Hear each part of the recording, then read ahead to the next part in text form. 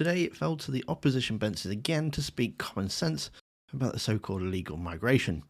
To give you a little bit of background on this, the court has ruled that Rwanda legislation that was passed a couple of weeks ago cannot be applied in Northern Ireland because it goes against the Good Friday Agreement by breaking the human rights laws. Now, naturally, government are not happy about this and trying to appeal, so here we are today having another debate about it. Instead of appealing, they should just scrap the whole headline-grabbing waste of money gimmick and put a proper plan in place. So first up is Claire Hanna, who asked for this very thing, and then we've got Stephen Kinnock, who yet again sets out Labour's position and their plans to solve the issue, which is met with a response of, you have no plan, it's the same plan as you told us last week, which makes complete sense somehow.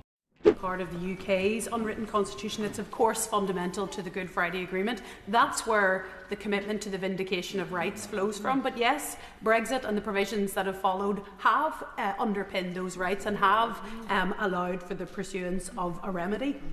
And perhaps those who champion the Brexit project might at times better step through the consequences of their actions in future. I'm glad our region has additional protection, but the ruling is very clear. This bill is not compatible with human rights, and the declaration of incompatibility has implications in all jurisdictions. Isn't it time then that the government instead developed an actual strategy through safe routes, through actually targeting people smuggling gangs, through investing in efficient processing? Isn't it time that we had an actual plan instead of this £400 million performance of cruelty?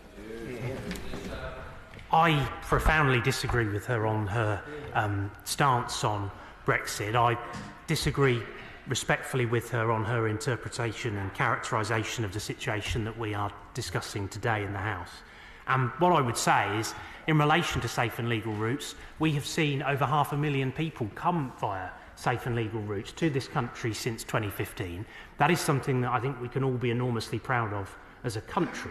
But there is a moral imperative to shut down these evil criminal gangs that are responsible for bringing people across the Channel, taking their money, sending them to sea in unseaworthy vessels with no regard whatsoever as to human life and whether they arrive safely. We will do everything that is necessary and within our power to put those evil criminal gangs responsible out of business. We've made progress through the plan that has been delivered today, but this is the important next step to render that business model redundant, and I would urge her to rethink her position. It is not good enough to simply say it's all too difficult and just allow unlimited numbers of people to make those very dangerous crossings with no alternative country to relocate those people to when there is no prospect of being able to remove them to their country of origin. Well, the Conservative chaos continues. It truly beggars belief that just a matter of weeks after the Prime Minister negotiated the Windsor Framework in February of last year, he promptly brought forward a piece of immigration legislation which appears to have left Northern Ireland with immigration rules that are different to the rest of the UK's. These concerns around the Illegal Migration Act were raised at the time by the Honourable Member for Belfast, Right Honourable Member for Belfast East, as he's just pointed out. So why did the government choose to ignore his warnings? I don't believe that the Minister answered the questions that the Right Honourable Member for Belfast East just put to him.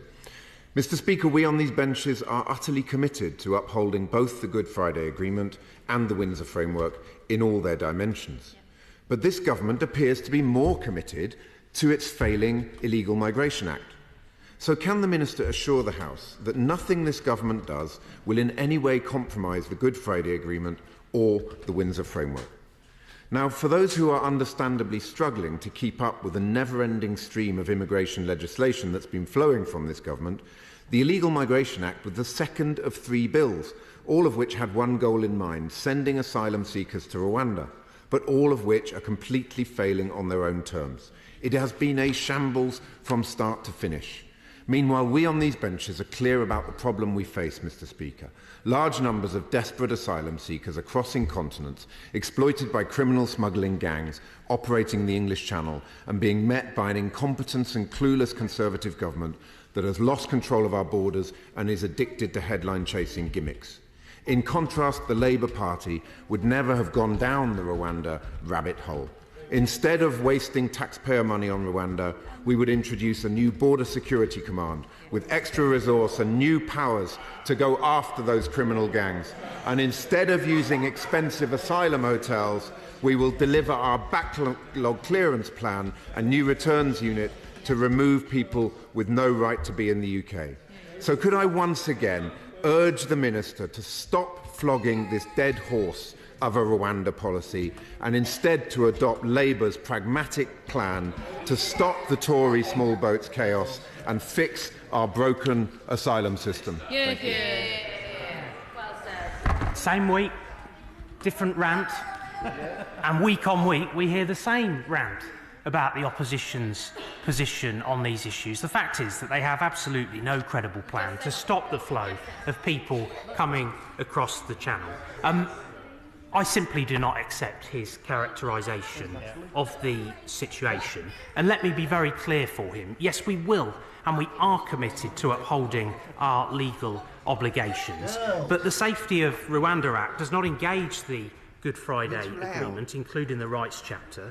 Those rights seek to address long-standing and specific issues relating to Northern Ireland's past and do not extend to matters engaged by the Act. And I should also just reiterate for him, because perhaps he missed this, that we're operationalising the Rwanda policy on the basis of the Nationality and Borders Act. When it comes to the very scant alternative that he has proffered to the House again today as the opposition frontbench's position and offering to the country to tackle illegal migration, I can again tell him that we've already doubled funding for the National Crime Agency for immigration crime purposes. We already have thousands of officials working on this work as part of the Migration and Borders Directorate.